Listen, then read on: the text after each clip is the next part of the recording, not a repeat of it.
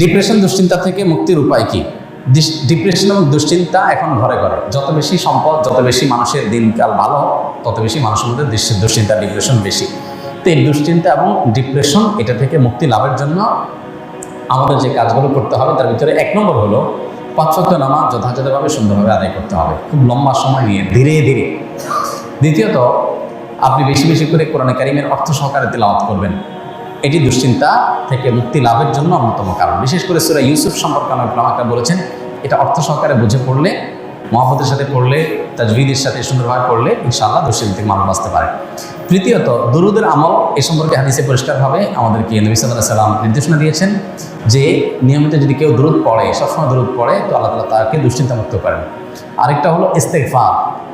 ইস্তেগফার যদি কেউ নিয়মিত পড়েন, তাকে আল্লাহ তাআলা দুশ্চিন্তা থেকে হেফাজত রাখেন। আর এছাড়া দুশ্চিন্তা থেকে মুক্তি লাভের জন্য একটা বিশেষ দোয়া আছে, নবী সাল্লাল্লাহু আলাইহি ওয়াসাল্লাম পড়তেন, আল্লাহুম্মা ইন্নী আউযু বিকা মিনাল হাম্মি ওয়াল হাযান ওয়া আউযু বিকা মিনাল আজজি ওয়াল কাসাল ওয়া আউযু বিকা মিনাল বুখলি ওয়াল জুবন ওয়া আউযু বিকা মিন গালাবাতি দাইনি ওয়া কাহরি রিজাল। এই দোয়ার প্রথম অংশ যেটা, আল্লাহুম্মা ইন্নী আউযু বিকা মিনাল হাম্মি ওয়াল হাযান, আল্লাহ আপনার কাছ থেকে দুশ্চিন্তা, পেরেশানি, ডিপ্রেশন থেকে আমি পানা চাই।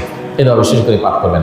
আর এমনিতে নবী সাল্লাল্লাহু আলাইহি ওয়াসাল্লাম নিয়ম ছিল, কানাইজা হাযাবাহু আমরুন ফাযাআ ইলাস সালাহ, কোনো বিষয় যখন তিনি পেরেশানিতে পড়তেন, নামাজে চলে যেতেন, 2 রাকাত নামাজ পড়তেন। আর এর বাইরে বিশেষ করে ভোর রাতে তাহাজ্জুদের সময় উঠে নিরিবিলি আল্লাহর সাথে একটু মন খুলে কথা বলেন, ইনশাআল্লাহ আল্লাহ তাআলা আপনার মানসিক অশান্তি দূর করবেন।